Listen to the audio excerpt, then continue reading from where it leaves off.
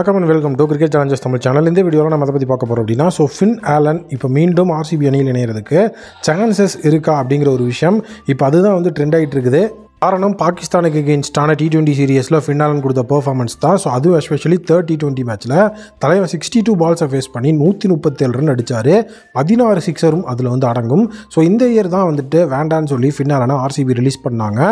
So அதுலேருந்து அவரோட performance அப்படிங்கிறது வேறு லெவலில் தான் போயிட்டுருக்கு. ஸோ டோட்டலாகவே பார்த்தீங்கன்னா ஃபின் ஆலன் 5 மேட்ச் கொண்ட T20 சீரியஸில் இது வரைக்கும் 3 மேட்ச் விளையாண்டு 245 ரன்னை அடித்து இப்போ அவர் தான் டாப் ரீடிங் ரன் கெட்டராக இருக்கிறாரு. ஸோ அது மட்டும் இல்லாமல் ஒரு 50 ஒரு செஞ்சுரி அப்படின்னு ஸோ நீட்டாக ஒரு ரெக்கார்டு வச்சுருக்கிறார். இன்னொரு மிகப்பெரிய விஷயம் என்ன அப்படின்னா, ஸோ 137 ரன் அப்படின்னு சொல்லி இமாலய ஸ்கோர் அடித்ததோட மட்டும் இல்லாமல் நிறைய ரெக்கார்டும் பண்ணியிருக்கிறாரு. ஸோ T20யில் ஒரே மேட்ச்சில் அதிக சிக்ஸர்கள் அடிக்கிற வேர்ல்டு ரெக்கார்ட் அப்படிங்கிறத ஆப்கானிஸ்தான் பிளேயர் வச்சுருந்தார் ஜசாய். ஸோ அவரோட ரெக்கார்டை இப்போ ஈக்குவல் பண்ணிட்டாரு.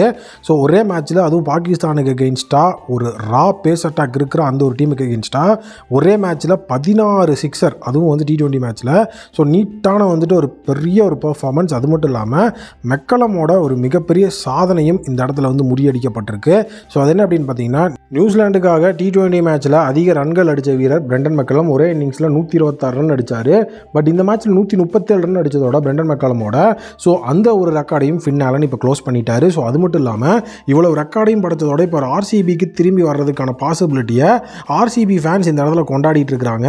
ஸோ காலையில் பார்த்தீங்க அப்படின்னா, அதாவது இந்த மேட்ச் காலையில் நடந்துச்சு. ஸோ காலையில் எல்லாருமே ஆர்சிபியை திட்டிகிட்டு இருந்தாங்க. பட் இப்போ என்ன நடந்துட்டு இருக்கு அப்படின்னு பார்த்தீங்கன்னா, ஃபின் ஆலன் இந்த மாதிரி ஒரு டேலண்டடான பிளேயர், அவரை நம்ம ரிலீஸ் பண்ணிட்டோம் அப்படின்னு சொல்லிட்டு இருக்கும்போது இப்போ டாம் கரனுக்கு ரீப்ளேஸ்மெண்ட் தேவைப்படுது. ஸோ டாம் கரனோட ரீப்ளேஸ்மெண்ட்டாக பார்த்தீங்கன்னா நம்மளுடைய ஆர்சிபி கண்டிப்பாக ஃபின் ஆலனை ட்ரை பண்ணலாம் அப்படிங்கிற ஒரு மிகப்பெரிய விஷயம் ஸோ நம்மளோட சேனலோட கமெண்ட் செக்ஷன்லேயே வந்துட்டுருக்கு. ஸோ இதை ஃபஸ்ட் நம்ம அனலைஸ் பண்ணி ஆகணும். ஃபின் ஆலனை பொறுத்த வரைக்கும் ஒரு wicket keeping top order batsman. So அவர் விக்கெட் கீப்பிங்கும் பண்ணுவார். ஸோ அந்த ஒரு ஆடர் அட்வான்டேஜ் ஃபின் ஆலன் கிட்ட இருந்தாலும் அவரோட பொசிஷன் அப்படிங்கிறது பார்த்தீங்கன்னா டாப் ஆர்டர். அதாவது அவர் ஓப்பனிங் பேட்ஸ்மேனாக தான் பெர்ஃபார்ம் பண்ணுவார். அவரை நீங்கள் ஒரு மிடில் ஆர்டர்லையோ இல்லை ஒரு டோட்டலாக ஒரு நம்பர் 5 நம்பர் 6 ஃபினிஷர் அவ்வளோ யூஸ் பண்ண முடியாது. காரணம் இதை ஏன் இந்த இடத்துல சொல்கிறேன் அப்படின்னா, ஆர்சிபியோட பேட்டிங் லைனம் ஃபுல் பவர் பேக்காக செட்டில் ஆயிடுச்சு. ஸோ அண்ட் இன்னொரு மிகப்பெரிய விஷயம் என்னெல்லாம் சொல்லிட்டு இருக்காங்க அப்படின்னா, ஃபின் ஆலனை டாம் கரனோட ரீப்ளேஸ்மெண்ட்டாக எடுத்தோன்னா ஓப்பனிங் தான் கண்டிப்பாக அவரை பண்ண முடியும். ஸோ அதனால் ஃபின் ஆலன் வேண்டாம் அப்படின்னு சொல்லி நான் கமெண்ட் பண்ணதுக்கு அடுத்த ஒரு விஷயம் தான் எனக்கு இடியா இறங்கிச்சு. ஃபாஃப் டு பிளேயர்ஸோட ஃபார்ம் சரியில்லை. ஸோ அதனால் ஃபாஃப் டு பிளேயர்ஸை வெளியே உட்கார வச்சுட்டு ஃபின் ஆலனை உள்ளே இறக்கிடலாம் அப்படிங்கிறது. ஸோ டோட்டலாக கேப்டன் அப்படிங்கிற அந்த ஒரு இடத்த கோடி கொடுத்தோம்னா ஃபாஃப் டு பிளேயர்ஸ் வெளியே எடுத்துகிட்டு ஸோ நம்ம ஃபின் ஆலனை ட்ரை பண்ணலாம் அப்படின்னு ஒரு கூட்டம் சொல்லிட்டு இருக்கு.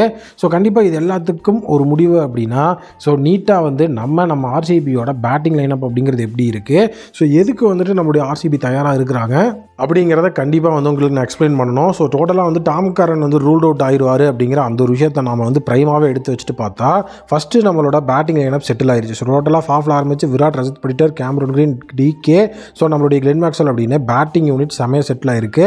ஃபாஃப் பெர்ஃபார்ம் பண்ணல அப்படின்னாலும் ஒரு ரீப்ளேஸ்மெண்ட்டாக வில் ஜாக்சன் ஒருத்தர் ஸ்குவாட்லேயே இருக்கிறாரு. அண்ட் வில் ஜாக்ஸ் ஓவரும் போட்டு நமக்கு ஒரு அட்வான்டேஜும் கொடுப்பார். அப்படி இருக்கும்போது நமக்கு டாம் கரனோட இடத்துல ஒரு தரமான இந்தியன் பேசரோ இல்லை ஒரு நீட்டான ஓவர்சீஸ் இல்லது இந்தியன் ஸ்பின்னரோ கிடைச்சாதான் நமக்கு அது அட்வான்டேஜாக கிடைக்கும். ஏன்னா நமக்கு இருக்கிறது அப்படின்னு பார்த்தீங்கன்னா பவுலிங்கில் தான் லேக் இருக்குது. ஸோ அதனால் நம்ம ஒரு நீட்டாக ஒரு பவுலிங் செட்டப் அப்படிங்கிறத கொண்டு வரணும் அப்படின்னா, ஸோ கண்டிப்பாக நம்ம டாம் கரனோட இடத்துல ஒரு பவுலரை சூஸ் பண்ணுறது தான் புத்திசாலியான மூவாக இருக்கும். ஸோ அதுதான் ஆர்சிபிக்கு தேவையும் கூட. ஸோ ஃபின் ஆலனை கண்டிப்பாக ஒரு டாம் கரனோட ரீப்ளேஸ்மெண்ட்டாக கொண்டு ஃபின் ஆலன் ஆர்சிபிக்கு செஞ்சுரியாக போட்டாலுமே ஸோ அது ஆர்சிபிக்கு பயனுள்ளதாக இருக்காது. ஏன்னா அடிக்கிறதுக்கு அங்கே ஆள் இருக்குது, அதை டிஃபெண்ட் பண்ணுறதுக்கு தான் ஆள் ரொம்ப ரொம்ப முக்கியம். நம்ம டாம் கரன் ரூல் அவுட் ஆனார்னா கண்டிப்பாக நம்ம அந்த ஒரு இடத்துல தான் ரொம்ப கவனமாக இருக்கணும், பவுலர்ஸாக தான் எடுக்கணும். இதை பற்றி உங்களுடைய ஒப்பீனியனாக கமெண்ட் செக்ஷனில் மறக்காமல் கமெண்ட் பண்ணுங்கள்.